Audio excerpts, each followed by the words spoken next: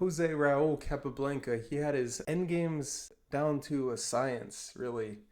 He just made that shit look so easy. So let's take a look in this position. How did Capablanca defeat Tartakower? So he's going to start off with a trade, and then it actually looks like white might be in trouble. Black might take this pawn, but in this case, he finds a way to sneak in the position, very subtle and smooth. So he goes king to g3. He doesn't care about this pawn. Black takes it, and he continues to sneak in. And okay, black actually goes for another pawn, but every pawn can be sacrificed as long as the king gets into a really good position. So Capablanca doesn't even care about taking this pawn. He just wants to make inroads into the position, so he goes here and gives up this pawn, and that allows the king to sneak in. Rook goes here, and again he prefers king position over taking a pawn. So he doesn't need to take this pawn. In fact, if that happens, then black might take this pawn, and that might open up the king for checks. Whereas he actually goes here, and with this pawn shielding the king, there are no checks. No good checks. And nice little checkmate threat. So very aggressive play with the king.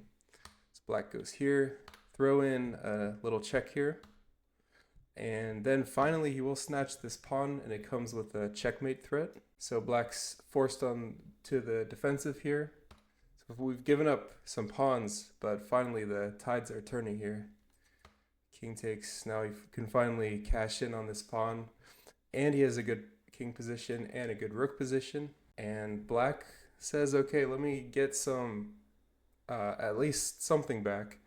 But he's going to renew the checkmate threat. Very smoothly done. And yeah, if takes here, we have this checkmate.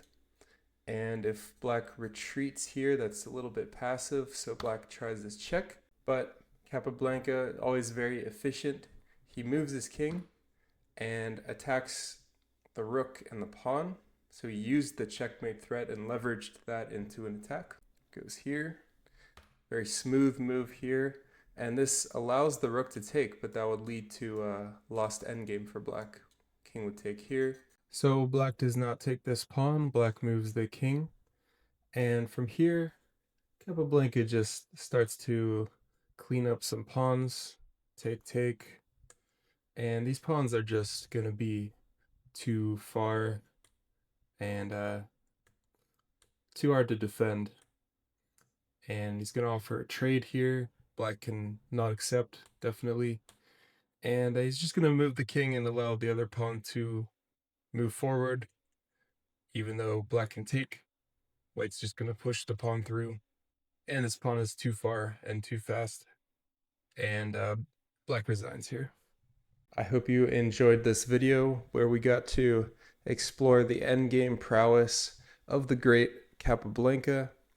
Everything really kicked off in this position when Capablanca decides to activate the king at the expense of pawns, and he just really goes for active king position. Very instructive. Even just declining to take a pawn here for the attack of the king and the checkmate threat.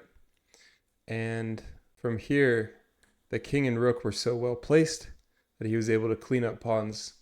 So really just showing how the active king can be used. And yeah, Capablanca just made it look easy. So I hope you enjoyed this example.